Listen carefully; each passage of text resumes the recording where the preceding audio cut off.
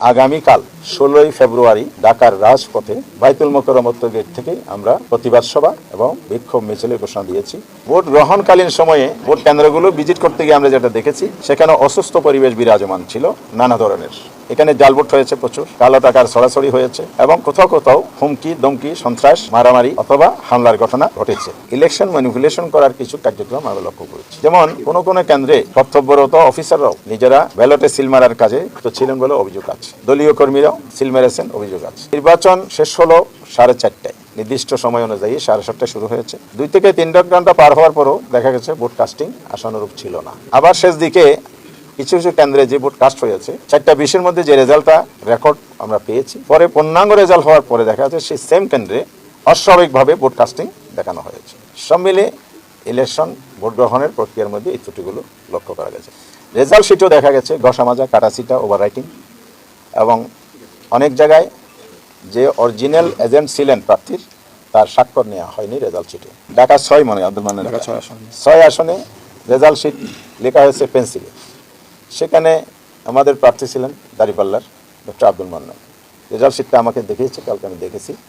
সেখানে আমাদের এজেন্ট মুসলিম ছিলেন, নামে তো মানুষ বোঝা যায়, কিন্তু এজেন্টের নাম লেখা আছে একজন হিন্দু ভদ্রলোকের নাম। এজেন্ট নাম পরিবর্তন যে হয়ে গেল, তাহলে এটা রেজাল্ট শিটের বৈধতা কি?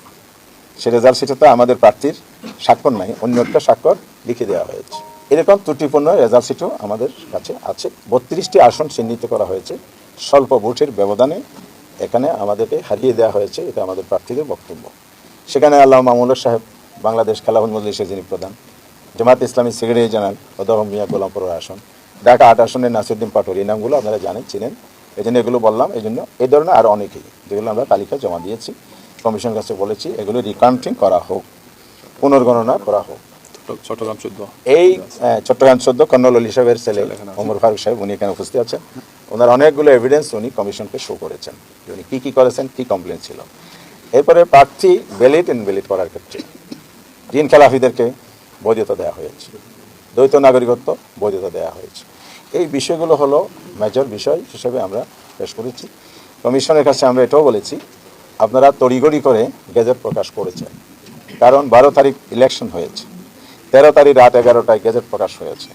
তাহলে একটা লোক পঞ্চগড় থেকে, টেকনাফ থেকে, কুতুবদিয়া থেকে এসে আবার 13 তারিখ কমপ্লেন দায়ের করতে পারেন নাই।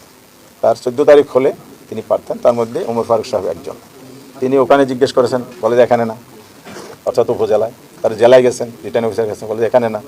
আবার উনি দৌড়ে আসছেন ইলেকশন কমিশনে, এখানে আসার পরও বলে যে গ্যাজেট হয়ে যাওয়ার কারণে সুযোগ নাই। এই যে বিষয়গুলো তড়িঘড়ি করে করা হয়েছে, অথচ 13 তারিখ সকালেই আমাদের ডেলিগেশন আসছিল, এনসিপি ডেলিগেশন আসছিল, তারা বলেছে আপনারা গেজেট প্রকাশ করবেন না, আমাদের এই কমপ্লেনগুলো আছে, পুনর্গণনা, বিশেষ করে এই কয়েকটি আসন স্থগিত রেখেই পুনর্গণনার মধ্য দিয়ে স্বচ্ছতার সাথে আপনারা রেজাল্টটা দেন, তারপরে গেজেট দেন। আমরা আগামীকাল 16ই ফেব্রুয়ারি ঢাকার রাজপথে বাইতুল মোকাররম উত্তর গেট থেকে আমরা প্রতিবাদ সভা এবং বিক্ষোভ মিছিলের ঘোষণা দিয়েছি। কারণ হচ্ছে এই সহিংসতা বন্ধ করতে হবে। বিকাল 4:30টায় জনগণকে সাথে নিয়ে আমরা এটা প্রতিবাদ করতে চাই। এত যে না থামে, তাহলে আমাদেরকে রাজপথে আরও আগাতে হবে। আমরা চাই না রাজপথে রাজনৈতিক বিষয় সমাধান করতে হবে। আফার হাউজের 100 আসনের সদস্য নির্বাচিত হওয়ার কথা, সেই জায়গাটাও নতুন করে প্রশ্নবিদ্ধ করা হচ্ছে।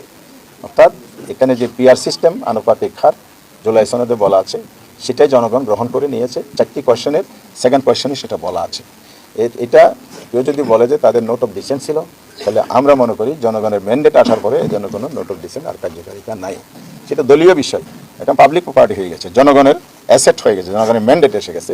এখন প্রয়োজন হলো সবাই মিলে দেশকে সামনে এগিয়ে নিতে হলে জুলাই সনদ বাস্তবায়ন করার দিকে পথ চলতে হবে, ঐক্যবদ্ধ হয়ে সবাইকে ভূমিকা পালন করতে হবে।